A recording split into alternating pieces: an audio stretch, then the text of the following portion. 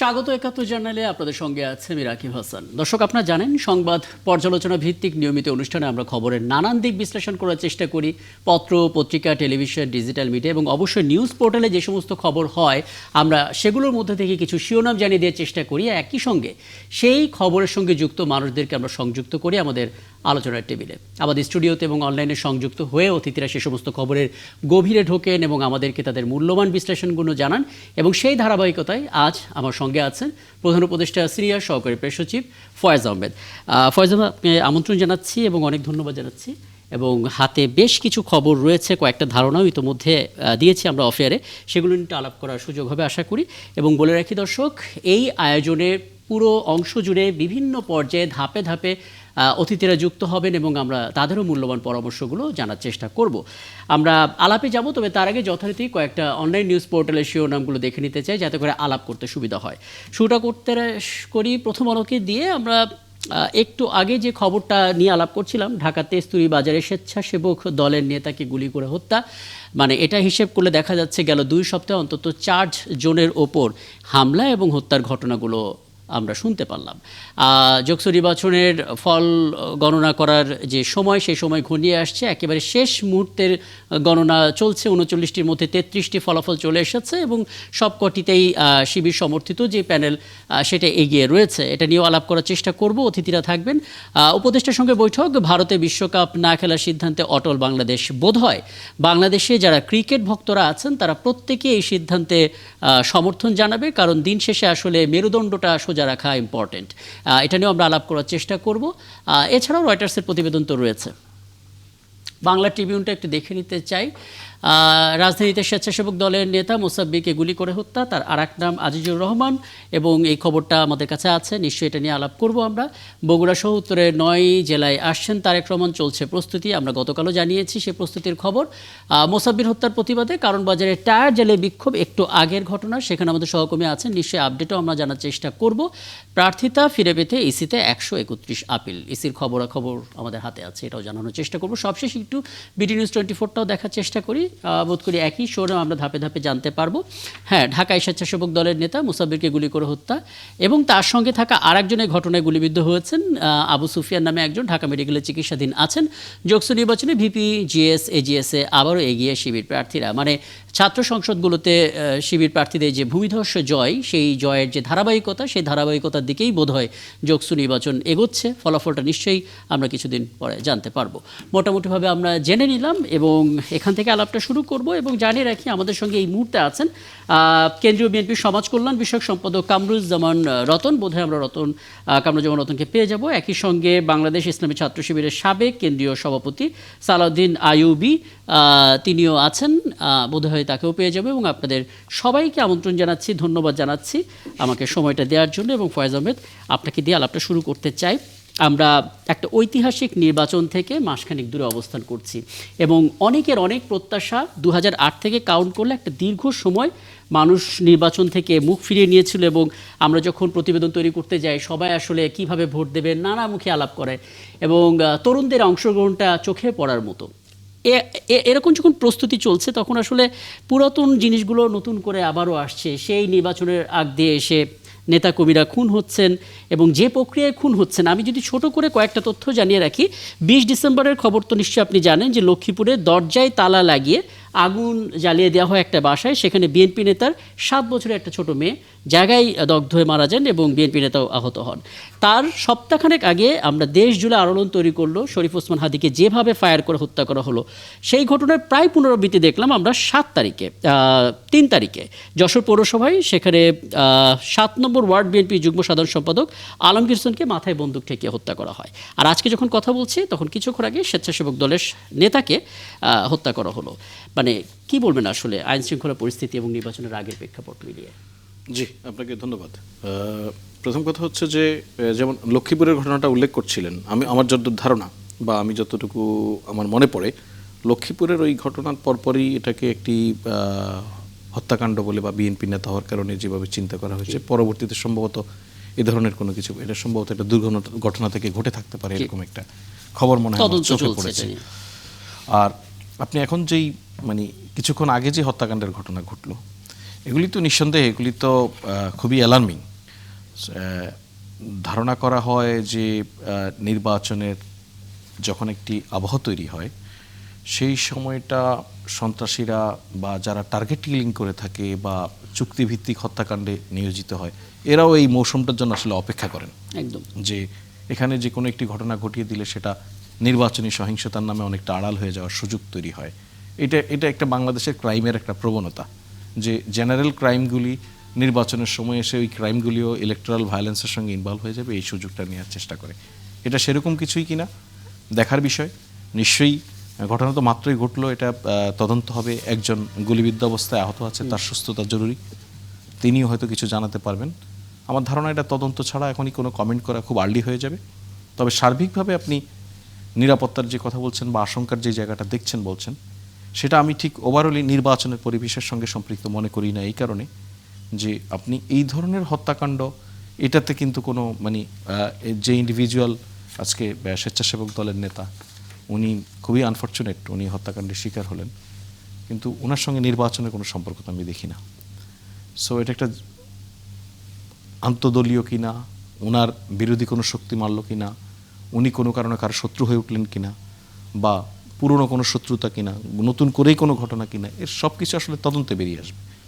Apparently উনি তো নির্বাচনের কোনো প্রক্রিয়ায় উনি প্রার্থী নন, উনি কোনো প্রার্থীর প্রধান এজেন্ট, এরকম খবরও এখন পর্যন্ত আমরা পাইনি। সুতরাং এই সমস্ত এই ঘটনাগুলিকে যদি আমরা ইমিডিয়েটলি নির্বাচনের সঙ্গে রিলেট করে ফেলি, তাহলে যেই গ্রুপটা চেষ্টা করছে যে কোনো কায়দায় নির্বাচনকে পিছিয়ে দেওয়া, এই অজুহাতে ওই অজুহাতে নির্বাচনের পরিবেশ নেই, উপযোগিতা নেই, এই কথাগুলি বলে তাদের জন্য একটা উপযোগী পরিবেশ তৈরি হয়। আমি আবার স্বীকার করছি যে এটা হওয়া উচিত না, এটা দ্রুতই নিয়ন্ত্রণে আসা উচিত। তবে এটাকে ওটার সঙ্গে রিলেট করে ফেলে মুশকিলটা হয়ে যায়। আমি আপনার বক্তব্যটা যদি এভাবে নিই, যদি ভুল হয় একটু কারেকশন করবেন।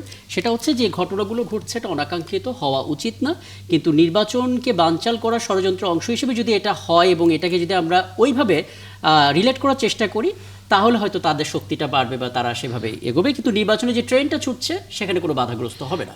Definitely not. আপনি এটার সঙ্গে তো আমি যেটা বললাম, উনি ক্যান্ডিডেট নন, উনি কারো মূল এজেন্ট নন, এটাতে নিরাপত্তার একটা আশঙ্কা তৈরি হয়। আসলে যদি সুনির্দিষ্টভাবে কেউ এই ধরনের কেউ কাউকে গুলি করে মারা মানে কিন্তু আপনার র্যান্ডম বেসিসে এসে গুলি করে দিয়ে যাওয়া নয়, একটা পূর্ব শত্রুতা, সুনির্দিষ্ট কোনো কারণ, অনেক পরিকল্পিতভাবে একটা ঘটনা ঘটায়। একটু শোনার চেষ্টা করি। কামরুজ্জামান রতন, বিরতির আগে আমি ছোট ছোট করেই সবার মন্তব্যটা নিতে চাই। একটু বলবেন আসলে যে কোনো দলের জন্য তার তৃণমূলের কোনো কর্মী যদি নিহত হন, সেটা সেই দলের জন্য খুবই ভারাক্রান্ত একটা বিষয় এবং খারাপ লাগারও বিষয়। সেই হিসেবে আপনার প্রতি সমবেদনা জানাচ্ছি, কিন্তু একটু বলবেন আসলে এই যে হত্যাকাণ্ডগুলো হচ্ছে, দল হিসেবে বিএনপি তৃণমূল নেতা কর্মীদের উপরে এভাবে হামলা হচ্ছে, এবং শুধু বিএনপি না, আমরা দেখতে পাচ্ছি অন্যান্য রাজনৈতিক দল কিংবা তরুণ শরীফ ওসমান হাদি, যিনি আসলে তরুণদের একটা আইকনে পরিণত হয়েছিলেন, তাকেও প্রকাশ্যে খুন হতে হয়েছে। প্রথমত বিএনপির কথাটা জানতে চাই, আপনারা আসলে নিজেদের ভেতরে কোনো তদন্ত করছেন কিনা যে কেন আসলে হত্যাকাণ্ডগুলো ঘটছে, কোথায় গিয়ে মনে হচ্ছে শঙ্কাটা? ছোট করে আমি প্রথমেই বিনীতভাবে এই সিনিয়র যে প্রেস সেক্রেটারি, প্রধান উপদেষ্টার, ওনাকে একটু আমি জেনে যতটুকু আমি বলি, ও 26 নম্বর ওয়ার্ড, আমি 25 নম্বর ওয়ার্ডের কিন্তু বাসিন্দা। এই মোসাব্বির একজন ত্যাগী স্বেচ্ছাসেবকের নেতা হতে পারে, সে ক্যান্ডিডেট না, কিন্তু আরেকটা জিনিস যেটা বলছিলেন, সে ক্যান্ডিডেট না অথবা সে কোনো চিফ কোনো দায়িত্বে এখন হয়নি। দেখেন, নির্বাচন প্রক্রিয়া তো শুরু হলো না। আমি জেনে বলি, ওর বিরুদ্ধে নিরাপদ 200 মামলা, এবং বিগত ফ্যাসিস্ট সরকারের আমলে ও দীর্ঘদিন ও কারাবরণ করেছে, এবং হতে পারে সে আমাদের দলের প্রার্থী না হতে পারে, কিন্তু তার ইম্পর্টেন্স আপনি একটু খেয়াল করে দেখবেন। আপনাদের পদোন্নতি দপ্তরের পাশের ওয়ার্ডটাই কিন্তু সে, বিশ্বাস করুন, আলোচনা মার্কেটের পাশেই তার বাসা। আমি দীর্ঘদিন যাবত তার সংগ্রামী জীবনটাকে চিনি। আমি কোনো হত্যাকাণ্ডকে স্বাভাবিকভাবে নিতে চাই না। আমি একটা নিজেই মুন্সিগঞ্জ 3 আসনের আমি একজন প্রার্থী হিসেবে দিন রাত আমি ঘুরে বেড়াই। বিশ্বাস করুন, আপনাদেরকে আমি বলি, আপনারা তো বলছেন নির্বাচনের শান্তিপূর্ণ পরিবেশ, আসলে যে পরিবেশটা এখন মানুষ আশ্বস্ত হবে, মানুষ আগ্রহ নিয়ে ভোটের রাজনীতিতে একটা ঈদের উৎসবে বেরিয়ে যাবে ঘর থেকে, আবার ঘরে ফিরবে, এই পরিবেশটা বোধহয় সরজমিনে আমি ব্যক্তিগত বা আতঙ্কিত অবস্থায় নেই, কিন্তু আমি কিন্তু নিশ্চিত না, আমার পরিবার নিশ্চিত না। আমার মনে হয় নির্বাচনের আর মাত্র 1 মাস, অলমোস্ট 40 ডেজ বাকি। আমার মনে হয় আপনারা এটা গুরুত্ব সহকারে দেখেন। মানুষের ভিতরে যেটা 17 বছরের একটা জ্বালা, ফেসিস্টদের কারণে ভোট না দেওয়ার যে একটা সংস্কৃতি চালু হয়েছিল, এর থেকে মানুষকে একটু পরিত্রাণ দিন। আপনার একটা পবিত্র আমানত, মানে আমানতের জন্যই কিন্তু এই দেশটা হ্যাঁ, প্রধান মানে উপদেষ্টা ফয়েজ আহমেদ স্পষ্ট করে এটা বলার চেষ্টা করেছেন যে এই সমস্ত হত্যাকাণ্ডগুলো কোনোটাই মানে কাম্য নয় এই সময়ে, কিন্তু নির্বাচনের যে ট্রেনটা ছুটছে সেটা বন্ধ করার জন্য আসলে এই সমস্ত ঘটনাগুলো আসলে বড় কোনো বাধা হবে না, কিন্তু পরিবেশটা আসলে মানে মোটামুটিভাবে নিরাপদে আনা খুবই জরুরি, যেটা আসলে বলার চেষ্টা করছেন, তাই তো? না, জি। উনি যেটা বলছেন এটা বাধা হবে না। এটা তো উনি মানে এটা সর্বোচ্চ লেভেলে ওনার যে বাংলাদেশের নির্বাচন অনুষ্ঠান করাবার জন্য যতগুলো প্রক্রিয়া যেভাবে বিদ্যমান থাকার কথা, উনি কিন্তু ওই আলোকে বলেছেন। আমরা জানি নির্বাচন কমিশনের প্রস্তুতি, আইন শৃঙ্খলা বাহিনী, হ্যাঁ ওনারা প্রস্তুতি নিচ্ছে, কিন্তু প্র্যাকটিক্যালি যদি জমিনে যদি এই নির্বাচনী ফিল্ডে যদি এই ধরনের একটা অনাকাঙ্ক্ষিত এরকম যে হত্যাকাণ্ডগুলো ঘটে, তাহলে কি হবে? আরো তো দিন যাবে। যখন ভোটের প্রক্রিয়াটা আমরা 22 তারিখ থেকে যখন আমরা নির্বাচনের ক্যাম্পিং এ শুরু হব, তো আমরা কি বলতে পারবো বা উনি কি বলতে পারবেন যে আমরা নিরাপদ? এমনি উনি এমনি যদি এমনি বলতে কামরুজ্জামান নতুন, আপনার অভিজ্ঞতা থেকে এবং দলের যে পরিবেশ সবকিছু নিয়ে আসলে আপনার কি মনে হচ্ছে হত্যাকাণ্ডের পেছনে মোটিভ কি থাকতে পারে আসলে? না, একটা তো মোটিভ, সেটা যারা ফেসিস্ট তারা তো চাবে যে এই দেশের নির্বাচনটা সুষ্ঠু পরিবেশে না হোক। এখন আমরা কি বারবার ফেসিস্টদের কথা বলে বা তাদের মানে তারা যে কাজটা করবে, আমরা কি তাহলে কি ওই কাজটাকে মেনে নিয়ে কি আমরা নির্বাচনের জন্য আমরা হাল ছেড়ে দিব? না, আমাদের ডিটারমিনেশন থাকতে হবে যে এই ধরনের প্রক্রিয়ায় আমরা কখনোই যেন বাংলাদেশের সাধারণ ভোটাররা যেন আতঙ্কিত না হয়। আমরা একটা পরিবেশের কথা বলছি, সেই ক্ষেত্রে আমার বলতে কোনো দ্বিধা নেই। আমি শ্রদ্ধা রেখে বলছি, আইন শৃঙ্খলা যেখানে সেনাবাহিনীর ম্যাজিস্ট্রেসি পাওয়ার দেয়া আছে, সেইখানে বিশ্বাস করুন ওই ধরনের মানুষ এখনো আশ্বস্ততার জায়গায় যেতে পারেনি। আমি এই যে আমাদের যে সিনিয়র যে আমাদের সচিব, ওনাকে আমি সিনিয়র বললাম, সহকারী প্রেস সচিব ফয়েজ আহমেদের কাছেও নিশ্চয়ই ফয়েজ আহমেদ আপনি ভাইকে আমি বার্তাটা ব্যক্তিগতভাবে শুনলেন। আমি চিনি। আমার আর্নেস্ট রিকোয়েস্ট, আপনারা যখন হাই লেভেলে উপর লেভেলে আপনারা কথা বলবেন, মাঠটাকে আরো বেশি আপনারা একটু মানে নিরাপদ এবং নিশ্চিদ্র অবস্থায় একটু নিয়ে আসুন। একদম, মানুষের একদম। অনেক কামরুজ্জামান নতুন, নিশ্চয়ই আপনার জায়গায় কাছে কিন্তু ফিরবো। আপনার দায়িত্বটা নিয়েছেন। ফয়েজ আহমেদ, আমি বিরতিতে যাওয়ার আগে আপনার 1 মিনিট একটা কমেন্ট দিব, যেটা আসলে কামরুজ্জামান নতুন বললেন। না, রতন ভাই যেই কনসার্ন এক্সপ্রেস করেছেন ভেরি ট্রু, এটা সত্য। এবং আমিও বলছি যে সরকার বা আইন শৃঙ্খলা বাহিনী, সরকারের জায়গা থেকে দেখুন, সরকারের পলিসি ডিসিশন যেখানে হয় সেটা তো গিয়ে মাঠে অপারেশন করতে পারে না। তো এই অপারেশনের জন্য অন্তত ঢাকায় শরীফ ওসমান হাদির হত্যাকাণ্ডের পর যেই ধরনের প্রস্তুতি আমাদের আইন শৃঙ্খলা বাহিনী নিয়েছে, যে ধরনের প্রিপারেশন নিয়ে আমরা অন্তত আলোচনাগুলি শুনেছি, আমি বিশ্বাস করি যে এই ঘটনাটির পর নিশ্চয়ই তার পুনরাবৃত্তি ঘটবে না, খুনিরা পালিয়ে যেতে পারবে না। নিশ্চয়ই এটার একটা আইনানুগ সুরাহা উনি যেরকম প্রত্যাশা করেন ওনার দলের কর্মী হিসেবে, আমিও একজন নাগরিক হিসেবে প্রত্যাশা করি। এখন আমাদের বাহিনীগুলি এর পারফর্ম কতটা করতে পারে সেটা একটু দেখার বিষয়। আমি একটা বিরতিতে যাব এবং বিরতিতে ফিরে এসে জানার চেষ্টা করব আসলে একটা অপরাধ করার পর অপরাধীদের ভেতরে যে ভয়টা কাজ করে, সে ভয়টা কি সরকার তৈরি করতে পারছে না, ওই দুর্বলতার জায়গাটা আছে কিনা সেটা নিয়ে একটু আলাপ করবো। ছোট্ট একটা বিরতি পর ফিরে এসে ধন্যবাদ সাথে থাকার জন্য। 71 চ্যানেলে আরও একবার আমন্ত্রণ জানাচ্ছি। রাকিব হাসান আপনাদের সঙ্গে আছে এবং আমার সঙ্গে আমার অতিথিরা আছেন। আমরা আলাপে যাব, তবে তার আগে হাতে থাকা শিরোনামগুলো একটু জানিয়ে দিতে চাই দর্শক। ঢাকায় দুর্বৃত্তের গুলিতে স্বেচ্ছাসেবক দলের নেতা মুসাব্বির নিহত, সঙ্গে থাকা ভ্যান শ্রমিক ইউনিয়ন নেতা গুলিবিদ্ধ। ভারতে টি-20 বিশ্বকাপ না খেলার বিষয়ে অনড় বাংলাদেশ, সাড়া মেলেনি ভেন্যু পরিবর্তনের আবেদনে। সত্যকে চাপা দেয়া যায় না, গণঅভ্যুত্থানে নিহত 114 জনের ডিএনএ শনাক্তকরণ প্রতিবেদন হাতে পেয়ে বললেন প্রধান উপদেষ্টা। এসিতে মনোনয়ন নিয়ে 300টিরও বেশি আবেদন, ভোটের মাঠে সবার সমান সুযোগ তৈরি হয়নি অভিযোগ জামায়াতের।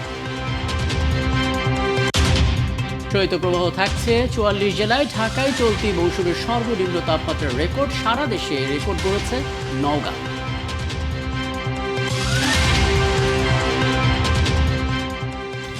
আমরা আবারও ফিরব আলাপে এবং এ পর্যায়ে আমাদের সঙ্গে যুক্ত হয়েছেন বাংলাদেশ ইসলামী ছাত্র শিবিরের সাবেক কেন্দ্রীয় সভাপতি সালাউদ্দিন আইয়ুবী। সালাউদ্দিন আইয়ুবী, আপনাকে আমন্ত্রণ জানাচ্ছি, ধন্যবাদ জানাচ্ছি আপনি আমাদেরকে সময়টা দিচ্ছেন। আমরা আগের আলাপের একটু অংশ সম্পূর্ণ করে নিতে চাই, কারণ যেমন নতুন আপনি বলছিলেন নিরাপত্তা নিয়ে একটা শঙ্কার কথা। বিএনপির দিক থেকে আসলে সুনির্দিষ্ট কোনো প্রস্তাবনা আছে যে কিভাবে আসলে কোন কাজটা করলে কিছুটা হলেও সন্তোষজনক পরিস্থিতিতে যায়? যেহেতু এখানে ফয়েজ আহমেদ আছেন, তিনিও আপনার পরামর্শগুলো শুনতে পারবেন। আমি ফয়েজ ভাইকে একটা বিনীতভাবে রিকোয়েস্ট করি, যেহেতু উনি আমাদের একজন বড় মাপের সাংবাদিক, উনি সমাজের চিত্রটা ওনার কাছে এমনভাবে থাকা মানে খুবই জরুরি। আমরা ছাত্ররাজনীতি করে যারা আমরা জনপ্রতিনিধি হওয়ার জন্য এলাকায় ঘুরে বেড়াচ্ছি, বিশ্বাস করুন আইন প্রয়োগকারী সংস্থা এখন এমন অবস্থা কোনো দায়িত্ব নিয়ে কাজ করছে না, তাদের মনোবলটা আগের সেই জায়গাটা কিন্তু নেই। আমরা কি করলে, আমরা এই সহযোগিতা করলে বা জবাবদিহিতার কোন পর্যায়ে আমরা যদি যেতে চাই, আমরা তো জবাবদিহিতার আওতায় থাকতে চাই, আমরা তো কোনো ইলমোটিভ নিয়ে কাজ করতে চাই না, কিন্তু আমরা নিরাপদে থাকার জন্য আপনারা যখন কথা বলেন, পলিসি যখন মেক করেন, এই অ্যাক্টিভি মানে যারা নিরাপত্তার দায়িত্বে আছেন তাদেরকে বলেন জনগণের আশ্বস্ততার জায়গায় কোথায় তাদের মনোবলটার ঘাটতি, এটার দিকে বিশেষ নজর দেন। তারা কিন্তু ওই আগের কিছু পুলিশ অফিসারের দুষ্কর্মের কারণে তাদের বলতে চাচ্ছে যে আমরা সেই দায়িত্ব নিয়ে আর কাজ করতে আমরা চাচ্ছি না বা পারছি না। এই জায়গাটাকে যদি আপনারা যদি না রিহিল না রতন করেন, ভাই, আপনার আপনার please। আপনার পয়েন্টটা তো পরিষ্কার এবং ব্যক্তিগতভাবে আপনি আমাকে চেনেন, আমি আপনাকে চিনি। দ্যাটস ওয়াই আমি আপনার আপনার রাজনৈতিক চিন্তা ভাবনা সম্পর্কে আমি খুব সচেতন। আপনি খুবই পরিচ্ছন্ন রাজনীতি করেন। আপনি না, শুধু thank you। আমি এই নিজ- জায়গায় একটু অ্যাড করি, হ্যাঁ, হ্যাঁ। একটু এই যে হাদির যে মৃত্যুটা, এটা কিন্তু আন্তর্জাতিক, এবং হাদির কণ্ঠে যেই আওয়াজগুলো বেরিয়ে আসতো ওটার সাথে কিন্তু আন্তর্জাতিক চক্র একেবারে ওতপ্রোতভাবে জড়িত। কিন্তু আমি বলছি যারা এই কিলিং গুলো করতেছে, এই মিশনের সাথে জড়িত, তাদের ভয় পাইয়ে দেওয়ার মতো একটা বার্তা যাওয়া উচিত। আমি এইটাই ওকে না, সেটা তো আপনার একটা জেনারেল সাজেশন, বাট আমি আপনাকে একটা পরামর্শ দিতে পারি যে আমি বারবারই একাধিক জায়গায় আমি বলেছি আগামী নির্বাচন কতটা সুষ্ঠু হবে, আগামী নির্বাচন কতটা শান্তিপূর্ণ হবে, এই ক্ষেত্রে আইন শৃঙ্খলা বাহিনী, সরকার, ইলেকশন কমিশন তাদের তো গুরুত্বপূর্ণ ভূমিকা থাকবে, খুব স্বাভাবিক। কিন্তু আমি ব্যক্তিগতভাবে মনে করি সবচেয়ে বেশি গুরুত্বপূর্ণ ভূমিকা রাজনৈতিক দলগুলি বা প্রতিদ্বন্দ্বী প্রার্থীদের, এবং সেই জায়গায় সবচেয়ে বেশি ভূমিকা বিএনপির। বিএনপি সবচেয়ে বড় দল, অতীতে সরকার চালানোর অভিজ্ঞতার জায়গা থেকে আমি আপনাকে রিকোয়েস্ট করতে পারি, আপনার অ্যাটলিস্ট যেটা নির্বাচনী এলাকা, সেখানে আপনারা যারা বিভিন্ন দলের প্রার্থী আছেন আপনারা বসেন, আপনারা প্রয়োজনে আপনাদের স্থানীয় প্রশাসন, আইন শৃঙ্খলা বাহিনীর সঙ্গে বসেন। আইন শৃঙ্খলা বাহিনী আমাদের পলিটিশিয়ানদের কাছ থেকে একটা জিনিস প্রত্যাশা করে, যেটা আর কে কি করবে আমি জানি না, আপনার পক্ষ থেকে দেয়া খুব সহজ, যে কখনো আপনারা তাদেরকে পলিটিক্যালি অ্যাবিউজ করতে চান না, মিসইউজ করতে চান না, তারা তাদের আইনের মধ্যে থেকে কাজ করুক। ফয়েজ নিশ্চয়ই এটা ভাই, কাজে আসবে। আমি একটু সরি ইন্টারাপ্ট করি। আপনি মুন্সিগঞ্জ জেলার ডিসিএসপি এবং যারা ইলেকশনের সাথে কন্ডাক্টের সাথে জড়িত, পার্সোনালি আমার একটা রিকোয়েস্ট, আমি এখানকার জাস্টিস চাচ্ছি, আমি একটা লেভেল প্লেইং ফিল্ড চাচ্ছি একটা নিরাপত্তার মধ্যে। আপনি একটু কালকে যদি একটু খোঁজ নেন যে কামরুজ্জামান রতন, আমি বিএনপির দানিশ হিসেবে প্রার্থী, আমি কাউকে এবিউজ তো দূর থাক, না না না, আমি আপনাকে কোনো অভিযোগ করছি না। না না না, আমি আপনাকে, রতন ভাই, আমি তো অভিযোগ করছি না, আমি বলছি আপনার এই রোলটাই দেখবেন আপনার এলাকায় একটা মডেল সৃষ্টি করতে পারে। আমি সেই জায়গাটা বলছি। আমি ওইভাবে কিন্তু আমার মনে হয় যদি আমার হয়েও যদি ভাই হিসাবে আমি আপনাকে রিকোয়েস্ট করতে পারি, আপনি একটা দায়িত্বে, আমি আপনার নাগরিক, আমাকে যদি আপনি যদি আমাকে যদি এইভাবে নিরাপত্তা চাদর দিয়ে মানে ঢেকে দেওয়ার জন্য আপনি সহযোগিতা করেন, আমি মনে করি ইতিহাসের অমরত্ব কিন্তু আপনি আপনার জায়গা থেকে কিন্তু লাভ করবেন। এই জন্য ফয়েজ ভাই, আমি ওইটা বললাম এই কারণে, এক একটা জায়গাকে যদি আপনি ইনটেক্ট এভাবে করেন, তাহলে দেখবেন সামগ্রিকভাবে এটা একটা মডেল হতেই পারে। সরি, আমি ফয়েজ ভাই যদি বেশি বলে থাকি, অনেক ধন্যবাদ। কামরুল যেমন রতন, আসলে প্রার্থীরা যে যার জায়গা থেকে শঙ্কার কথা বলবেন এবং যে প্রক্রিয়া আসলে সরকারের কাছে বার্তাটা পৌঁছায়, সেই প্রক্রিয়া তো আমরা অবলম্বন করবো এবং সেটাই দেখলাম। অনেক ধন্যবাদ, আপনি আছেন আমাদের সঙ্গে। সালাউদ্দিন আইয়ুবী, আপনার কাছে একটু জানতে চাই, আজকে আসলে জামাত ইসলামের পক্ষ থেকে ইলেকশন কমিশনে কিছু কর্মসূচি পালন করা হয়েছে প্রার্থীদের ব্যাপারে, সাথে কিছু অভিযোগ তারা দিয়েছে। অভিযোগ শেষ করার পর তারা সাংবাদিকদের সঙ্গে কথা বলেছেন এবং সেখানে আসলে দেখা গেল যে ভোটের আগে দলীয় ডিসিএসপিদের অপসারণের দাবি তারা করেছেন। জামাত ইসলামী আসলে বলেছিল যে লটারির মাধ্যমে এই রদবদলটা হোক, যার তকদির যেখানে আছে সে সেখানে যাবেন, এবং অন্তর্বর্তী সরকারও সেই পদ্ধতি প্রয়োগ করেছে, পুলিশ সুপার নিয়োগ দিয়েছে। এখন এসপিদেরও দলীয় আখ্যা দিয়ে তাদেরকে সরানোর দাবি তুলেছে জামাত ইসলামী। মানে প্রথম কথা হচ্ছে, জামাত ইসলামের কথা তো রাখা হলো, তারপরেও কেন এখনো ঠিক নির্বাচনের মাসখানেক আগে এসে এমন দাবি তোলা? ধন্যবাদ আপনাকে, বিজ্ঞ সম্মানিত আলোচক যারা ছিলেন আছেন, সম্মানিত দর্শক বৃন্দ।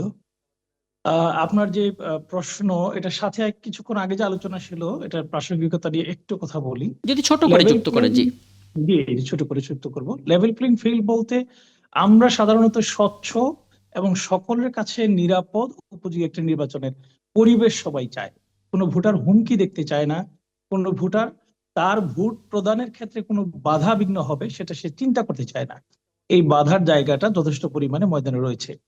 দ্বিতীয় হলো, আপনি যেটি বললেন যে মনোনয়নের ক্ষেত্রে কয়েকটি ঘটনাকে কেন্দ্র করে বাংলাদেশ জামায়াত ইসলামী নেতৃবৃন্দ আজকে নির্বাচন কমিশনে গিয়েছেন, সাক্ষাৎ করেছেন, কথা বলেছেন। তারা সেখানে বিশেষ কিছু কর্মকর্তার ব্যাপারে আপত্তি উত্থাপন করেছেন।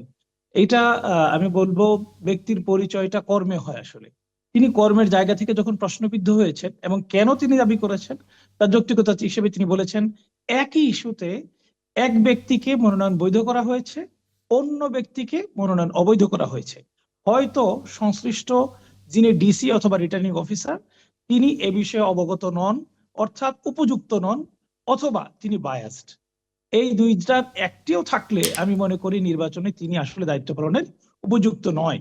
তিনি দলীয় ব্যক্তি হিসেবে নয়, তিনি ব্যক্তিগত প্রতিহিংসা পরায়ণ হিসেবে নয়, তিনি জামাত ইসলামীর বিরুদ্ধে কাজ করছেন বিষয়টি সেরকম নয়, বরং তার দক্ষতার পরিচায়ক, বরং তিনি সেই জায়গায় আসলে যৌক্তিক যে ভূমিকা হ্যাঁ, রাখার কিন্তু কথা ছিল কিন্তু সেটা সালাউদ্দিন রাখতে আইয়ুবী, ব্যর্থ আপনি আপনি হয়েছেন। আপনার জায়গা থেকে চমৎকার করে ব্যাখ্যা সেই করছেন। জায়গা থেকে স্পেসিফিক যার কথা হ্যাঁ, বলেছে, এটা আমি মনে করি নির্বাচন কমিশনেরও উচিত ছিল হ্যাঁ, বুঝতে খতিয়ে পারছি দেখে সালাউদ্দিন ওই আইয়ুবী, আমি ব্যক্তিকে একটা জিনিস অপসারণ একটু করে জানতে চাই আপনার কাছে, যদি পরিবেশটাকে আরেকটু নিশ্চিত পরিষ্কার করা। করেন আপনি। মানে যদি এরকম হয় যে অদক্ষতার কারণে তারা হয়তো কাজটা ঠিকমতো বুঝতে পারছে না, সেই শব্দটা প্রয়োগ করতো, এখানে স্পষ্ট করে বলা হচ্ছে তারা দলীয় দলীয় আখ্যা দিয়ে সরানোর দাবি তুলেছে। মানে এটা তো বোঝাই যাচ্ছে যে স্পষ্ট করে তাদেরকে দলীয় আখ্যা দেয়া হলো। না, দলীয় না, তিনি ঘটনাকে এটাকে উত্থাপন করেছেন যে একই ঘটনায় এক ব্যক্তিকে বৈধ করা হয়েছে, অন্য ব্যক্তিকে অবৈধ করা হয়েছে। আমি কি কি এখানে একটু সূত্র রেসপন্স করতে থেকে পারি ওনাকে? কিভাবে হ্যাঁ, বৈধ প্লিজ। করা যায়, হ্যাঁ।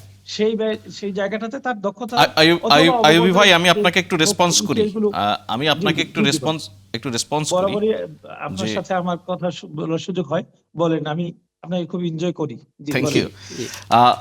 মনোনয়নের ক্ষেত্রে কয়েকটি ঘটনাকে কেন্দ্র করে বাংলাদেশ জামাত ইসলামের পক্ষ থেকে ইলেকশন কমিশনকে আজকে জানানো হয়েছে। সেখানে কয়েকজন নির্বাচন কন্ডাক্ট করছেন যারা রিটার্নিং অফিসার বা অ্যাসিস্ট্যান্ট রিটার্নিং অফিসার, এই পর্যায়ের কর্মকর্তাদের বিষয় নিয়ে আপনাদের কথা হয়েছে। প্রথম কথা হচ্ছে, আমি একদম জেনারেলি বুঝি যে আমাদের পলিটিক্সে যে চর্চাটা এখনো আছে, আমরা এখনো তার ঊর্ধ্বে যেতে পারিনি, যে কোনো কোনো ঘটনাকে আমরা রাজনীতির জন্য একটা উপলক্ষ হিসেবে বেছে নেই, এখানে তার সাময়িক কিছুটা আছে। অপরদিকে আপনি রাজনৈতিক দল হিসেবে সেটা করবেন, সেটা অপরাধ না, এখন পর্যন্ত নয়।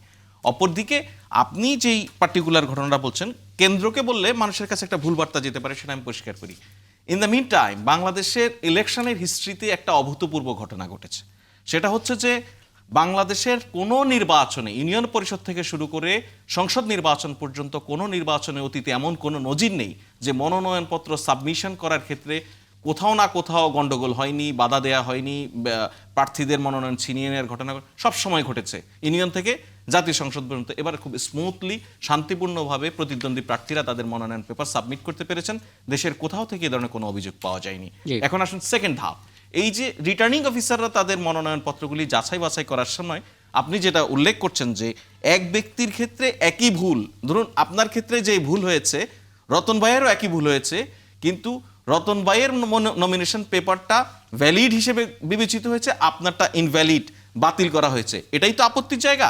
ইন্টারেস্টিং জিনিস খেয়াল করুন, এই দুটো কিন্তু দুই জায়গায় হয়েছে, দুটো ঘটনা দুই জেলায় ঘটেছে। এখন পর্যন্ত যে ট্রেন্ড বা মিডিয়া যে রিপোর্ট বা আপনাদের যে অভিযোগ, তার ভিত্তিতে যা দেখছি তাতে হচ্ছে দুই জেলায় পরীক্ষকের ভূমিকায় ছিলেন, জাজমেন্ট দিয়েছেন, একটা পার্টিকুলার আইনের অধীনে থেকে তারা কাজ করেছেন।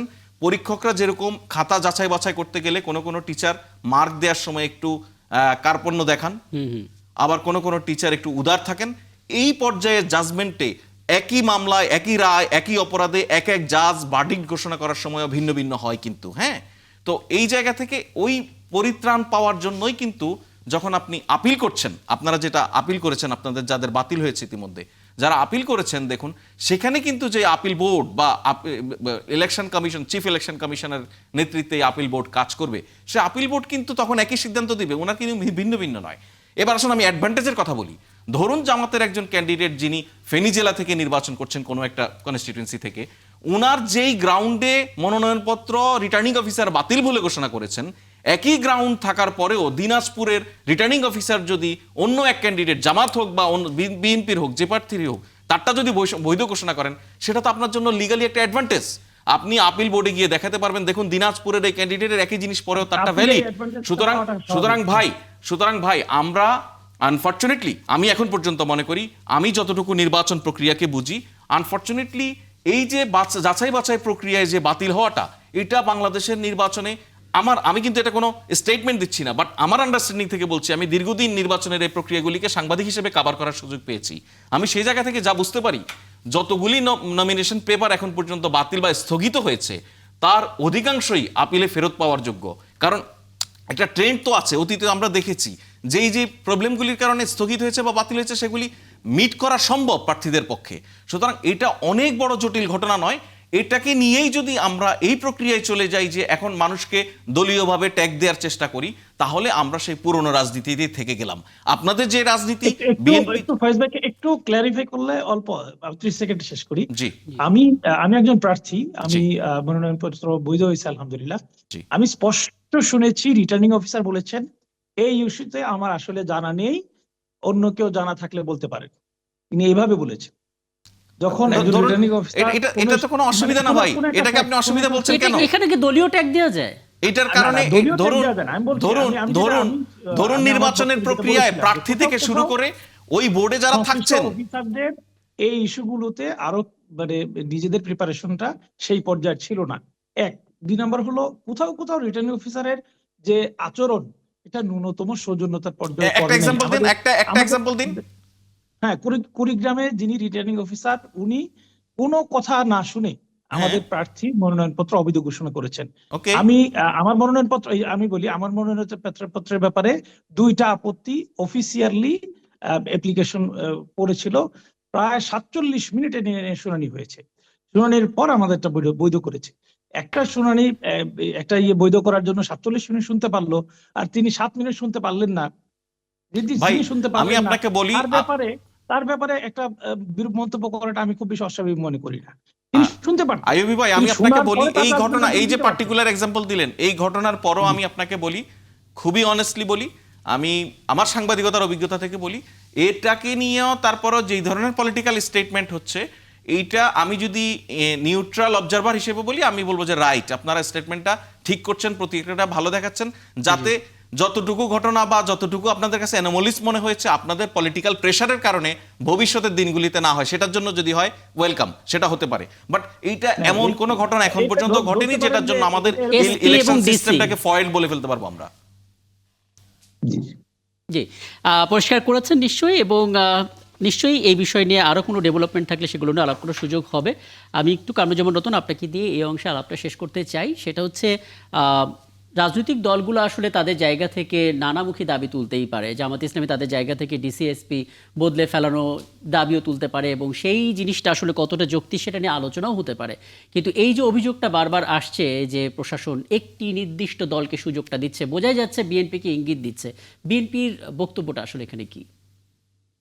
আচ্ছা, সেই ক্ষেত্রে আমার একটা যখন আমাদের মুন্সিগঞ্জ এরকম বাছাই পড়বে, মুন্সিগঞ্জ 3-এ ডিসি মহোদয় কিন্তু বারবার একটা কথা বলেছেন যে আমি কিন্তু সর্বোচ্চ ডিসিশনের মালিক নই, আমার বিরুদ্ধে আমি যেটা আজকে ডিসিশন দিলাম পর্যবেক্ষণ করে, এটার পরে কিন্তু আপনার বিভিন্ন ধাপে কিন্তু এটাকে চ্যালেঞ্জ করে আপনারা কিন্তু এপিলে যেতে পারবেন। সুতরাং আমি এই জায়গায় এখানে এই জিনিসটাকে আমি কিন্তু এইখানে কিন্তু স্টপ আমি মানে করে দিতে চাই। যেখানে জামাতে ইসলামের ভাই তাহলে এত কথা বলছেন এখন, তাহলে যে ডাকসু সহকারে বিভিন্ন আজকেও ডাকসুতে মানে জকসুতে তাদের যে বিজয় হলো, সেখানে কি জাতীয়তাবাদী ছাত্র দল বা আমরা বিএনপি থেকে কখনো বলেছি যে এইখানে তো রিটার্নিং অফিসার ছিলেন বা বিসি ছিলেন, তারা ছাত্র শিবিরের পক্ষে বায়াস ছিলেন? আমরা মনে হয় ফেসিস্ট যেটা পলায়নপর সরকার যেটা করেছে জিতার জন্য, যেটাকে তাদের কথাগুলোকে তার জায়েজ করেছে, আমার মনে হয় জিতলে আমরা যে সবকিছু আমাদের হালাল হয়ে গেল, আর পরাজিত হলে বা একটা ভুল ত্রুটি হলেই সার্বিক ইলেকশনের কন্ডাক্টটাকে এত রক্তক্ষয়ী সংগ্রামের পরে এইভাবে মন্তব্য করে ফেলা, আমার মনে হয় একটু দায়িত্বশীলতার জায়গা থেকে আরেকটু আমাদের সচেতন হওয়া উচিত। দ্বিতীয় অংশের প্রশ্নটা। জি, দ্বিতীয় অংশ এইটাই আমি বললাম যে আমরা যখনই দেখব যে সার্বিকভাবে এই যে যেটা ফয়েজ ভাই বলেছেন যে এটা থেকে আমাদের সচেতনতা এবং সতর্কতা, কিন্তু আমরা পরবর্তী ধাপগুলোতে আমরা আরো বেশি সতর্কিত হব। এই যে সতর্ক যে মনোভাবটা এবং তাদের যে আন্তরিকতা, আমাদেরকে ভ্যালুস দিতে হবে। আমি মনে করি এত কিছুর পরে আমাদের যে নিজেদের যে আমাদের পরস্পর মমত্ববোধ এবং আমাদের যে গণতন্ত্রের জন্য আমরা যে লড়াই করেছি একসাথে, সংগ্রামটা করেছি কিন্তু একসাথে, হয় কেউ ছদ্মবেশে করেছি বা কেউ আমরা এই যে এনসিপির ভাইরা সম্মুখ সারিতে ছিল বা আমরা তাদের সাথে একীভূত ছিলাম, হয়তো ওইভাবে এক্সপোজ আমাদেরকে আমরা হতে পারিনি বিভিন্ন বাস্তবতার নিরিখে, কিন্তু যেভাবে আন্দোলনকে আমরা সাকসেস করেছি, আমার মনে হয় নির্বাচনের যে পরিবেশটা 17 বছর যেটা আমরা দিতে পারিনি, আমাদের অন্তরের যে জ্বালা এবং নাগরিকের যে আমাদের একটা দগ্ধীভূত আত্মা এবং ভোট দেওয়ার যে আমাদের সামনে যে ডেসপারেটলি আমরা একটা সুষ্ঠু ভোট দিতে চাই, এই জায়গায় যদি কোথাও যদি ডিসক্রিমিনেশন হয়ে থাকে বা হওয়ার সম্ভাবনা দেখি, এটাকে বড় করে না দেখে এখনই এটাকে ব্যর্থতায় পর্যবেসিত না করে এই ধরনের একদম একদম দায়িত্বশীলতার জায়গা আপনার থেকে বক্তব্যটা আমাদেরকে কথা একদম বলা উচিত। পরিষ্কার। আমি বিরতিতে যাওয়ার আগে ফয়েজ আহমেদ আপনার কাছ থেকে সবশেষ মন্তব্যটা নিতে চাই। মানে একটা শেকড় ঠিক এই মুহূর্তে সমস্ত রাজনৈতিক দলের আছে, শেকড়টা হচ্ছে যে সবাই গণ অভ্যুত্থানের শক্তি। কিন্তু দিন শেষে আমরা যখন দেখি পাল্টি আক্রমণ এবং সেই আক্রমণটা একেবারে সেই পুরাতন রাজনৈতিক ধারা, তখন তো একটা শঙ্কা তৈরি হয়। আপনার জায়গা থেকে পুরো বিষয়টা নিয়ে কি পর্যবেক্ষণ দেবেন? না, দেখুন, আমি 5 আগস্টের পর থেকেই আমাদের যেই অভ্যুত্থানের পক্ষের যে শক্তিগুলি বা এখানে গণতান্ত্রিক ক্রিয়াশীল যে সমস্ত রাজনৈতিক দল, তাদের মধ্যে ক্ষণে ক্ষণেই নানান আমরা বাহাস দেখেছি। টু বি ভেরি ফ্র্যাঙ্ক, আপনি যদি বিবেচনা করেন, এই বাহাস খুব বেশি একটা সংঘাতে এখনো গড়ায়নি। আপনি যদি খেয়াল করেন যে রাজনৈতিক দল হিসেবে বিএনপি নমিনেশন ঘোষণা করার পর তার মনোনয়ন প্রত্যাশীদের মধ্যে যতটা সংঘাত সহিংসতার আশঙ্কা পলিটিক্যাল অ্যানালিস্টরা করেছেন, সেই পর্যায়ে হয়নি।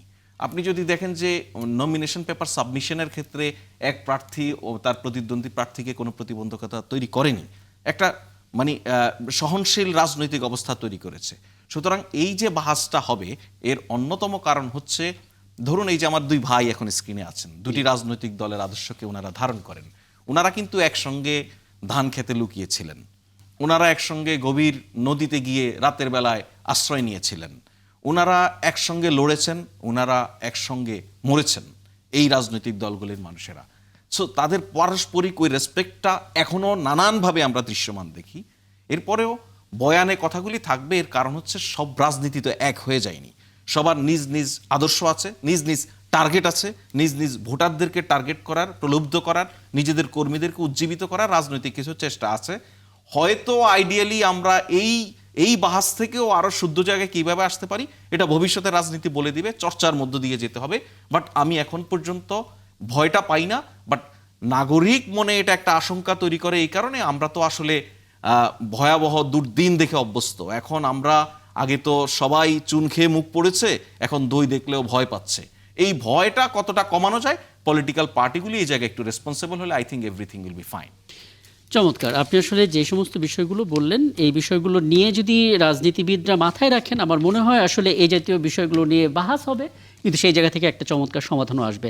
অনেক ধন্যবাদ আপনার দুজনকেই আমাকে সময়টা দেওয়ার জন্য, এবং নিশ্চয়ই সামনে কোনো আয়োজনে আবারও পাবো এবং আরও গুরুত্বপূর্ণ বিষয় হয়তো আপনাদের কাছ থেকে জানার সুযোগ হবে। 71 জানালে আরও একবার আমন্ত্রণ জানাচ্ছি, এবং যে ইস্যুটা নিয়ে কথা বলতে চাই তার একটা ছোট্ট ধারণা আপনাদেরকে দিতে চাই। দর্শক, আজকে বাংলাদেশ ক্রিকেট বোর্ড বিসিবির পক্ষ থেকে একটা প্রতিনিধি দল বিসিবির সভাপতি সহ সচিবালয়ে গিয়েছিলেন, এবং সেখানে আসলে যুব ক্রীড়া উপদেষ্টা আসিফ নজরুলের সঙ্গে কথা হয়েছে, এবং সেই কথা শেষ হওয়ার পর একটা বিষয় ক্রীড়া উপদেষ্টা স্পষ্ট করে বলে দিয়েছেন যে ভারতে নিরাপদে খেলার মতো পরিস্থিতি নেই, বাংলাদেশ তার মর্যাদার যে প্রশ্ন, সেই প্রশ্নে কোনো আপোষ করবে না, অতএব বাংলাদেশ আসলে ভারতে বিশ্বকাপ টি-20 ক্রিকেট খেলতে যাবে না। সেক্ষেত্রে আর এক আয়োজক দেশ শ্রীলঙ্কা, সেখানে বাংলাদেশে খেলতে চায়, এটাও কিন্তু আসিফ নজরুল স্পষ্ট করেছেন, এবং বিসিবির সভাপতি তিনিও বলেছেন এটা অনেকটা গুজব যে আইসিসি স্পষ্ট করে বলে দিয়েছে যে ভারতে খেলতে যেতেই হবে, কারণ এরকম কোনো রিপ্লাই আসলে আইসিসির পক্ষ থেকে আসেনি। আমরা আসলে এই খেলাধুলার বিষয়টা নিয়ে সবশেষ আপডেট এবং বিশ্লেষণ খুব চমৎকারভাবে যার কাছ থেকে শুনে থাকি, ফয়সাল তিতুমির, তাকে যুক্ত করতে চাই, এবং শুরু থেকে আমাদের সঙ্গে তো আছেনই ফয়েজ আহমেদ, আমরা নিশ্চয়ই তারও মতামত জানার চেষ্টা করব। ফয়সাল তিতুমির, আপনাকে আমন্ত্রণ জানাচ্ছি, অনেক ধন্যবাদ জানাচ্ছি, এবং অনেক কিছু জানতে চাওয়ার আছে আপনার। সাধারণ মানুষের সাধারণ প্রশ্নটা দিয়ে শুরু করি। আইসিসি আসলে খুব বেশি ভারতের পক্ষ হয়ে কি জানিয়ে দিল কিনা যে বাংলাদেশকে সেখানে গিয়ে খেলতেই হবে, অর্থাৎ বাংলাদেশে যে নিরাপত্তার কনসার্ন, মিডিয়া কর্মীরা সেখানে যাবে এবং দর্শকরা যে ভারতের ভিসা পাওয়াটা রীতিমতো কঠিন হয়ে যাবে, সেখানে গিয়ে খেলা দেখার তো আরও বড় ঝুঁকি, এই সমস্ত বিষয়কে আইসিসি আমলে নিচ্ছে না? আপনার বিশ্লেষণ কি বলে আসলে? প্রথম কথা হচ্ছে যে আইসিসির সঙ্গে বিসিবির এই বিষয়ে কথাই হয়েছে মোটে একবার। জি। এবং সেদিনই আসলে রাতে ওই খবরটা আসে একটা ওয়েবসাইটে, যে ভারত বলেছে বাংলাদেশ, আইসিসি বলেছে যে বাংলাদেশকে বিশ্বকাপ খেলে ভারতেই যেতে হবে অথবা তারা পয়েন্ট হারাবে। কিন্তু এই খবরটি কিন্তু সত্যি নয় বলে দাবি করেছে বাংলাদেশ ক্রিকেট বোর্ড, বিসিবি। তারা যেটা বলছে যে তারা আসলে আইসিসির সঙ্গে কথা বলেছে, তাদের বিষয়গুলো অবস্থানটা স্পষ্ট করেছে, এবং আইসিসি সেগুলো আমলে নিয়ে তাদের সঙ্গে মিলে কাজ করার ব্যাপারে উইলিং বা তাদের ইচ্ছের কথা জানিয়েছে। কিন্তু একই সাথে কিন্তু আবার এটাও জানতে পেরেছি যুব ক্রীড়া উপদেষ্টার মুখ থেকে, তিনি কিন্তু বলছেন যে তারা তাদের যে সিকিউরিটি কনসার্ন বাংলাদেশের, সেখানে দর্শকরা যাবে যেমনটা আপনি বললেন, আরো নানান স্টেক হোল্ডাররা যাবে বাংলাদেশ থেকে, তাদের সিকিউরিটি কনসার্নের ব্যাপারটি পুরোপুরি তারা আইসিসি কে বোঝাতে সক্ষম হননি, এরকমটা বলেছেন যুব ক্রীড়া উপদেষ্টা। সো এখন পর্যন্ত বিষয়টা একেবারে আলোচনাধীন, এবং আলোচনার পর্যায়টা হচ্ছে প্রথমত বিসিবি বরং তাদের নিজেদের অবস্থানটা পরিষ্কার করেছে। তারা প্রথমেই পরিষ্কার করে চিঠি দিয়েছে, এবং একই সাথে কি করলে কি হবে বা কি হইলে কি করিবে এরকম একটা অবস্থানও তারা পরিষ্কার করে রেখেছে আজকে এই মিটিং এর পরে, যে তারা যত কিছু হোক ভারতে বিশ্বকাপ খেলতে যাবে না বাংলাদেশ। তো এই অপশনটার ইতি এখন আইসিসির, বলটা এখন আইসিসির কোর্টে। অবভিয়াসলি আইসিসি এখন বাংলাদেশের অবস্থানগুলো নিয়ে তারা এটাকে অ্যাসেসমেন্ট করবে, এবং দেন তারা they will talk to the host country BCCI. তাদের সঙ্গে তখন হয়তো তারা বসবে এবং তখন এই বিষয়গুলো নিয়ে আরো ফার্দার ডিসকাশন হবে, এবং এর পরে হয়তো তারা অবস্থানটা জানাবে। এবং এখানে আমার যেটা মনে হচ্ছে, আসলে আমরা যেরকম খুব তাড়াহুড়ো করছি, মনে হচ্ছে আজকেই জানিয়ে দেবে কালকে, বিষয়টা আসলে তা না। It will take some time. এবং যেহেতু এত বড় একটা সিদ্ধান্ত, বিশ্বকাপের খুব বেশি সময় নেই, যে কোনো মূল্যে বিশ্বকাপটা করতে মানে সফল করতে চায় অবশ্যই আয়োজকরা, এবং বাংলাদেশও এখানে যে কোনো মূল্যে খেলতে চায়, এরকমটাই বাংলাদেশ জানিয়েছে। ফলে এই কিভাবে একটা সলিউশন বের করা যায় সেই দিকে যাবে। আমার মনে হয় না যে একেবারে দুপক্ষের, অবশ্যই এখানে ইগো একটা বড় ব্যাপার, বিসিবির দিক থেকে একটা ইগো আছে যে আমরা যদি এখন শেষমেশ ভারতেই খেলতে যাই, তাহলে আসলে এখানে একটা বাংলাদেশ ক্রিকেট বোর্ডের যে অবস্থান ছিল শুরু থেকে সেটা হালকা হয়ে যায়, বা বাংলাদেশের অবস্থান। একই সাথে বিসিসিআই এর জন্য এটা একটা ইগোর ব্যাপার, যে তারা যদি শেষ পর্যন্ত এত কিছুর পরে বাংলাদেশকে যদি শ্রীলঙ্কায় গিয়ে বিশ্বকাপটা খেলে, তখন তো এটা ভারত মনে করতে পারে এটা বোধহয় তাদের এক ধরনের হার। তো এই ইগোর ব্যাপারটাকে পার করে আসলে আসতে হবে সমাধানটা, এবং সেই ব্যাপারে আসলে আমার মনে হয় আইসিসি কতটুকু সমর্থন হবে আমরা জানি না, কারণ আপনি যেরকমটি বললেন যে আইসিসির চেয়ারম্যান, সিইও বোথ আর ইন্ডিয়ান, সো অবভিয়াসলি একটা ইন্ডিয়ান ইনফ্লুয়েন্স তো সেখানে আছেই। বাট আমার মনে হয় আগামী আরো কিছুদিন আমাদের অপেক্ষা করতে হবে চূড়ান্ত সিদ্ধান্তের জন্য। চমৎকার। আমি আবারও ফিরবো আপনার কাছে, এবং তখন ওয়াক ওভার শব্দটা যদি প্রয়োগ করা হয়, সেক্ষেত্রে বাংলাদেশি ক্রিকেটের কোন ধরনের পয়েন্ট হারাতে হতে পারে, সমীকরণটা কি হতে পারে? ইতিহাসে আমরা দেখেছি কয়েকবার এরকম ঘটনা ঘটেছে, সেটা একটা ধারণা আপনার কাছ থেকে নেব। আমি একটু ফয়েজ আহমেদ আপনার কাছে আসতে চাই। মানে আমরা বেগম খালেদা জিয়ার মৃত্যুর পর দেখতে পেলাম যে সার্কের প্রায় সবকটি দেশ এসছে, এবং আলাদা করে নজর পড়েছিল ভারতের পররাষ্ট্রমন্ত্রীর, তিনি এলেন, নরেন্দ্র মোদীর বার্তা নিলেন। আমাদের গণমাধ্যম অনেকে সংবাদ পরিবেশন করলো যে ভারত বাংলাদেশের সম্পর্কের বরফ গলতে শুরু করেছে। এরকম আলাপ যখন করছি ডিপ্লোমেসিতে, তখন আমরা দেখতে পেলাম স্পোর্টসে এরকম ঘটনা যে একটা গ্রুপ অফ মৌলবাদী তাদের কথায় স্বয়ং সরকার পর্যন্ত একটা সিদ্ধান্ত নিল, এবং বাংলাদেশ থেকে আমাদের মুস্তাফিজকে চলে আসতে হলো আসলে আইপিএল বাদ দিয়ে। মানে কি বলবেন আসলে, আমাদের ডিপ্লোমেসিটা কি সর্বনিম্ন পর্যায়ে পৌঁছে গেছে ভারত বাংলাদেশের? না, দেখুন, আপনি প্রশ্নের শেষ অংশে যেটা বলছেন ডিপ্লোমেসির সর্বনিম্ন পর্যায়ে পৌঁছে গেছে কিনা, সেটার আগে আমি আসি যে এখানে কনসার্নের জায়গাটা খুব পরিষ্কার, কিন্তু হ্যাঁ, কতটা ইগো না সেটা হয়তো জার্নালিস্টিক হইতে আলাপ আলোচনা হতে পারে, বাট দ্য রিয়েলিটি ইজ আমাদের দেশের একজন প্লেয়ারকে যখন তারা নিরাপত্তা দিতে পারবে না, সে জায়গায় খুব স্বাভাবিক প্রশ্ন, এটার জন্য কোনো বিশেষজ্ঞ হওয়ার প্রয়োজন নেই। সে জায়গায় আপনি 15 জন প্লেয়ার পাঠাবেন, বা সঙ্গে কোচ যাবে, আরও স্টাফরা যাবেন, মানে একটা বড় বহর আর কি। দর্শকের কথা না হয় বাদই দিলেন, দর্শক গেল কি গেল না সেটা অন্য বিষয়। এখানে জার্নালিস্টরা যাবে সেখানে এই স্পোর্টস ইভেন্টটা কাভার করতে, তাদের সিকিউরিটির বিষয়। সো একটা রাষ্ট্র কিভাবে, যেখানে জানে যে পরিষ্কারভাবে পোটেনশিয়াল রিস্ক সেখানে আমাদের জন্য আছে, সেখানে আমাদের মানুষগুলিকে ঠেলে দিবে বিপদের মুখে, এটা তো হতে পারে না। তো সেই জায়গা থেকেই বাংলাদেশের যেটা দায়িত্ব, বাংলাদেশের পক্ষে তো ভারতের এই নিরাপত্তা পরিস্থিতি ডেভেলপ করা সম্ভব নয়। বাংলাদেশের পক্ষে যেটা সম্ভব সেটা হচ্ছে নিজ দেশের নাগরিকদের, নিজ দেশের এই প্লেয়ারদের, নিজ দেশের জার্নালিস্টদের, নিজ দেশের স্টাফদের নিরাপত্তাটা এনশিওর করার জন্য প্রিকশন হিসেবে কি করা যায় সেটা নিয়ে আইসিসির সঙ্গে আলাপ করা। সেই জায়গা থেকে সুতরাং যেহেতু ভারত যদি এটা এনশিওর করতে পারে যে সে নিরাপত্তা দিতে পারবে, তাহলে তো এটা দাঁড়ায় যে তাহলে মোস্তাফিজের ক্ষেত্রে সেটা হয়নি কেন। তো সেক্ষেত্রে অনেকেই বলছে যে মাঠের খেলা আসলে এখন কূটনীতি পর্যন্ত গড়িয়েছে সেই জায়গায়। আর কূটনীতির প্রসঙ্গে যখন আসছেন আপনি তখন প্রশ্ন করছেন যে বাংলাদেশ ভারতের কূটনৈতিক সম্পর্ক আসলে তলানিতেই চলে গেল কিনা। দেখুন, বাংলাদেশ এবং ভারতের যে কূটনৈতিক সম্পর্ক সেটা পৃথিবীর 8-10টা দেশের সঙ্গে যে অপরাপর কূটনৈতিক সম্পর্কগুলি হয়, দ্বিপাক্ষিক কূটনৈতিক সম্পর্ক, সেরকম জায়গায় তো কখনো ছিল না। কেন ছিল না আমি বলছি যে ভারত রাষ্ট্র হিসেবে বা সরকার হিসেবে তারা একটা বড় ধরনের ভুল করেছে। তারা ডিপ্লোম্যাটিক যেই ফিনান্স এখানে করেছে সেটা তাদের অপাত্রে দান হয়েছে। কেন বলছি যে দেখুন, আপনি একটা রাষ্ট্র আর একটা রাষ্ট্রের সঙ্গে সম্পর্ক তৈরি করবে, নাগরিকের সম্পর্ক তৈরি হবে। সেখানে সরকারে কেউ একজন আসলো, কেউ একজন গেল, তার সঙ্গে তার পুরো সম্পর্ক ভেঙে পড়ার কোনো সম্পর্ক নেই। অতএব ভারত ভুলক্রমে তার কূটনৈতিক ব্যর্থতার কারণে দীর্ঘদিন এখানে আওয়ামী লীগের পিছনে ইনভেস্ট করেছে। এর ফলে কূটনৈতিক সম্পর্ক তো সেখানে ক্ষতিগ্রস্ত হয়েছে। আমি বলবো বরঞ্চ আমরা যে মর্যাদাপূর্ণ কূটনৈতিক সম্পর্কের কথা বলছি, দ্বিপাক্ষিক সম্পর্কের কথা বলছি, আমরা যে সাম্য এবং ব্যালেন্স সম্পর্কের কথা বলছি, সেটার জন্য যেই কূটনৈতিক সম্পর্কটা থাকা প্রয়োজন সেই বিষয়টাই এখন মেরামত হচ্ছে, আসলে এর বাইরে কিছু নয়। আপনি আমার সম্পর্ক নাই বা সম্পর্ক আছে এভাবে বিবেচনার চেয়ে আমার যে সম্পর্কটা থাকা প্রয়োজন, যে সম্পর্কটা ন্যায্যতার, সেই সম্পর্কটাকে মেরামত করার জন্য বাংলাদেশ 5 আগস্টের পর থেকেই, অর্থাৎ অভ্যুত্থান পরবর্তী সময় থেকেই আগ্রহী।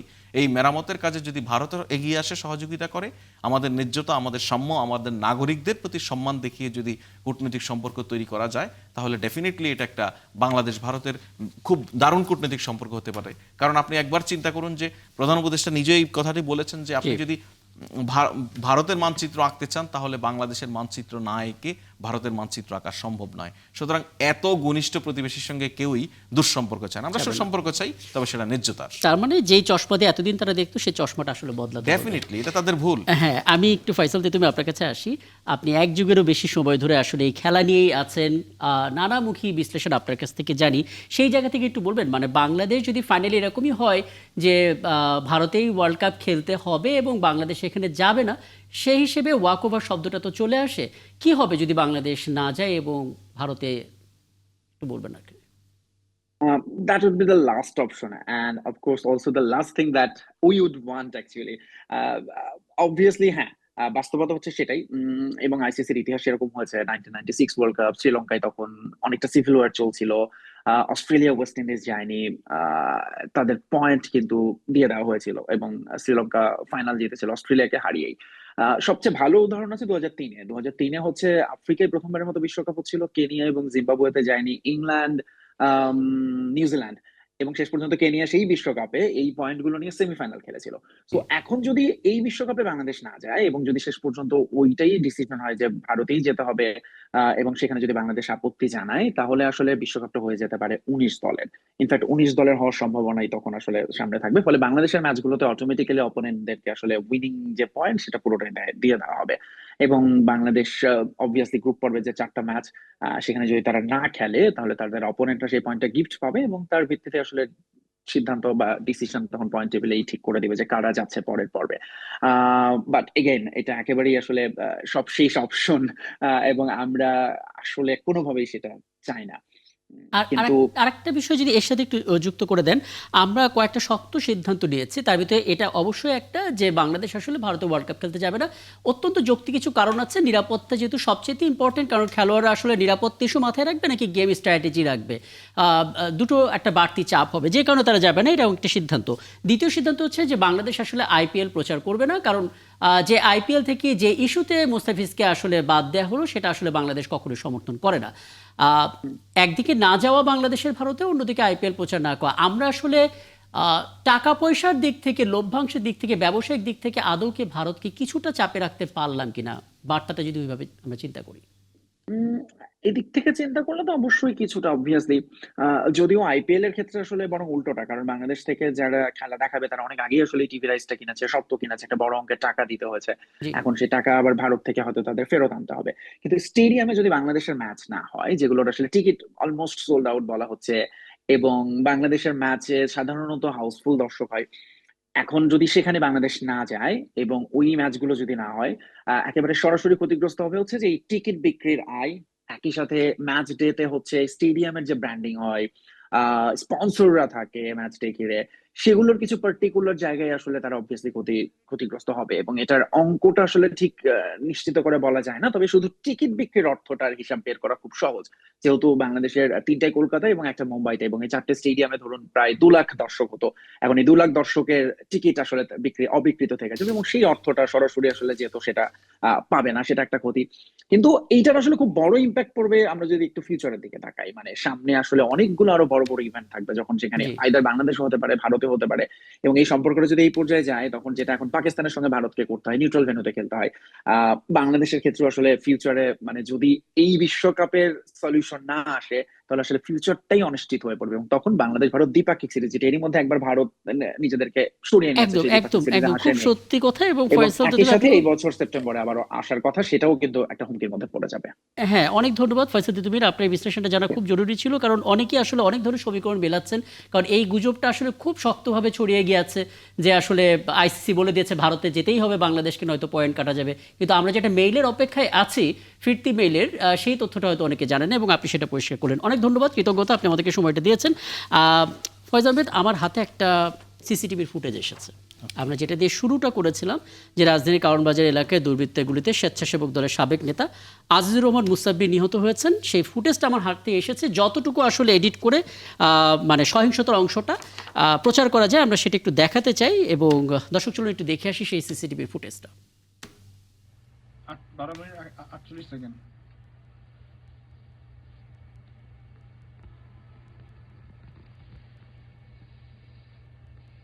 আমি কাছে নিয়ে যান।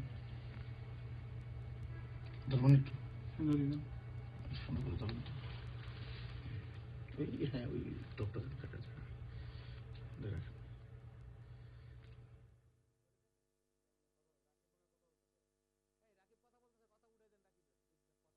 যে এই ছবিটা আমরা দেখতে পাচ্ছি, এটা হচ্ছে কারওয়ানবাজার এলাকার তেস্তুরি বাজারের স্টার কাবাব হোটেলের পাশে। এটাকে বলা হয় আহসানুল্লাহ গলি। এবং যেই সময়টা দেখা যাচ্ছে, এটা বোধ করি 8:30টার দিকে।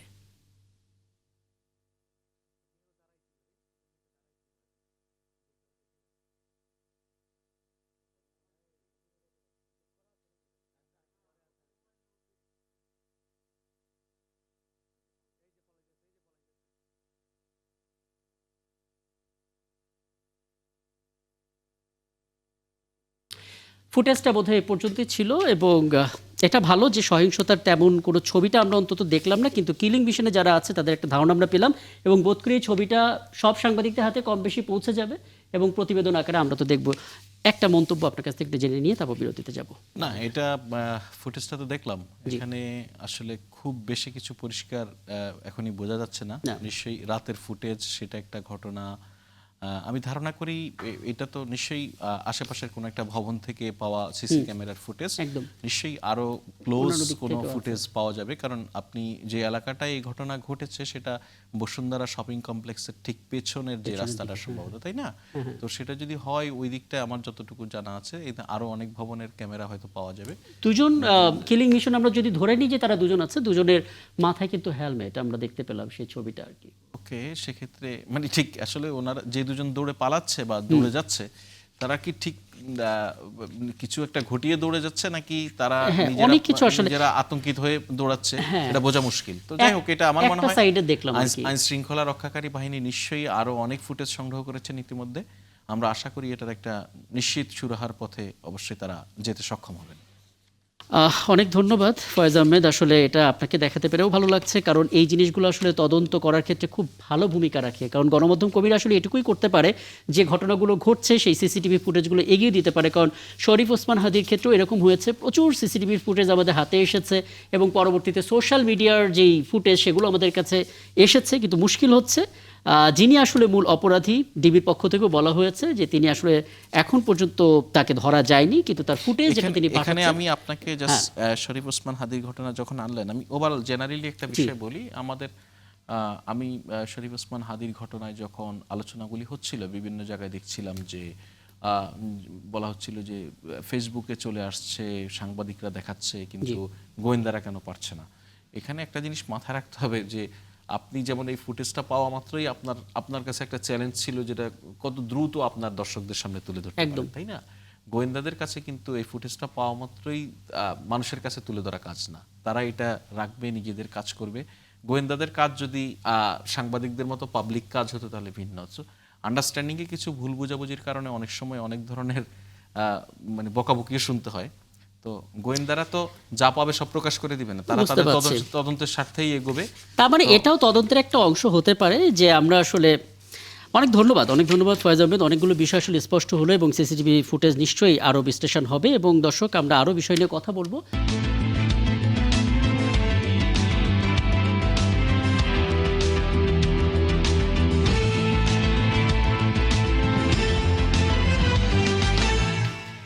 আবার আমন্ত্রণ জানাচ্ছে ৭১ জানালে এবং এ পর্যায়ে দর্শক সকালবেলা যে পত্রিকা আপনারা হাতে পাবেন তার কয়েকটি শিরোনাম অগ্রিম জানিয়ে দিতে চাই এবং আমার হাতে রয়েছে, দেখতে পাচ্ছি, দৈনিক যুগান্তর। যোগসু এবং হল সংসদ নির্বাচনের ফল গণনা চলছে এবং বলে রাখি ৩৯টি কেন্দ্রের মধ্যে ৩৮টি ফলাফল, অফিসিয়াল ফলাফল, সেটা আমাদের হাতে একটু পরে জানিয়ে দিচ্ছি এবং এটা সকালবেলা পত্রিকা আপনারা হাতে দেখবেন। অস্বস্তিতে জামাত এনসিপি, সবাই ছুটছে একদিকে, এটা নিয়ে একটা বিশেষ প্রতিবেদন এবং অনেকের ইন্টারভিউ আসলে এই পত্রিকার মধ্যে আছে এই প্রতিবেদনে। দৈনিক ইনকিলাব, আমরা এখানে বিএনপির ভারপ্রাপ্ত চেয়ারম্যান তারেক রহমানের সাথে সৌজন্য সাক্ষাতে এসে ফুলের তোড়া উপহার দেন চীনের রাষ্ট্রদূত ইয়া ওয়েন, এরকম একটা ছবি দেখতে পাচ্ছি।